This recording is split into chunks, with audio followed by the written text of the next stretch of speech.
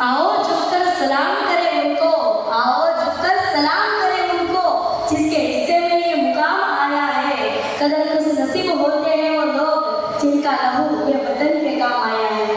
नमस्कार મિત્રો, હું છું દર્શન તારા અને આજે આપણે જે વિષય ઉપર ચર્ચા કરવાની છે, જે વિષય ઉપર વાતો કરવાની છે, તે વિષય છે આપણા ભારત દેશના ધ રિયલ હીરોઝ કે જે જીવે છે ને તો પણ દેશ માટે અને બલિદાન આપે છે ને તો પણ દેશ માટે। હું વાત કરી રહ્યો છું આપણા ભારત દેશના એવા વીર શહીદ જવાનોની કે જે જીવે છે ને તો પણ દેશ માટે અને બલિદાન આપે છે ને તો પણ દેશ માટે। તો આ સ્પીચ શરૂ કરવાથી પહેલા મારે તમને એક જ સવાલ છે કે આપણામાં દેશભક્તિ કેવી છે અને કેટલી છે? શું આપણામાં દેશભક્તિ માત્ર ને માત્ર દેખાવા પૂરતી જ છે કે પછી ભગતસિંહ, સુખદેવ, રાજગુરુ અને સુભાષચંદ્ર બોઝ જેવી છે કે જેમણે સૂત્ર આપ્યું હતું કે તુમ મુझे खून दो मैं तुम्हें आजादी दूंगा? સાહેબ, આવી હોય છે દેશભક્તિ અને આનું નામ કહેવાય દેશભક્તિ। હું અત્યારે વાતો કરી રહ્યો છું આ દેશભક્તિની, તો હું તમને એક કિસ્સો જરૂરથી સંભળાવવા માંગીશ કે એક વખત જર્મનીના હિટલરે આપણા ભારત દેશના હોકીના જાદુગર તરીકે ઓળખાતા એવા મેજર ધ્યાનચંદને જર્મની બોલાવીને કહ્યું કે શું આવ્યું છે તારા દેશે તને?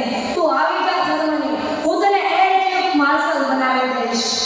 સાહેબ, વાત તે દેશની આવી ગઈ હતી અને એટલે જ આ હોકીના જાદુગર એવા મેજર ધ્યાનચંદે જવાબ આપ્યો કે મારો દેશ મને આગળ લઈ જાય ને તે જરૂરી નથી, પણ હું મારા દેશને આગળ લઈ જાઉં ને તે જરૂરી છે।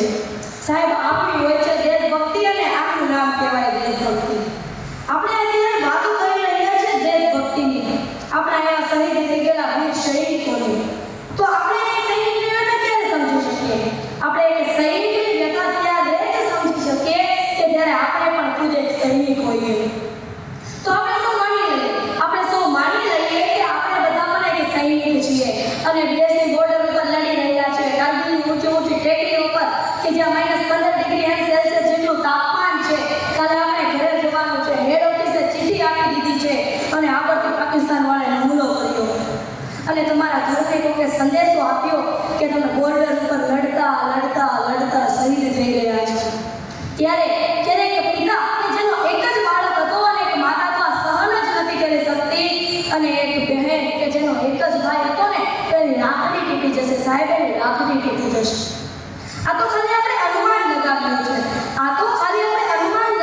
છે, પરંતુ તમે વિચાર કરી લો કે આપણા ભારત દેશના તે પૂર્વના હમણામાં શહીદ થઈ ગયેલા એવા વીર 42 જવાનોની કેવી વ્યથા હશે, તેમના પરિવારોની કેવી વ્યથા હશે।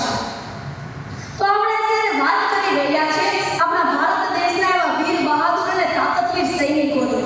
તો આપણે હમણાં થોડા વર્ષો પહેલાનું જ ઉદાહરણ જોઈ શકીએ છીએ કે આપણા ભારત દેશનો એવો વીર સપૂત, વીર કમાન્ડર અભિનંદન કે જે પાકિસ્તાનમાં જઈને માત્ર ને માત્ર 48 જ કલાકમાં પાછો આવી ગયો અને પોતાના MiG-21 પ્લેનથી પાકિસ્તાનના અતિ આધુનિક તકનીકી વાળા F-16 પ્લેનને તહસ-નહસ કરી નાખ્યું। સાહેબ, તહસ-નહસ કરી નાખ્યું।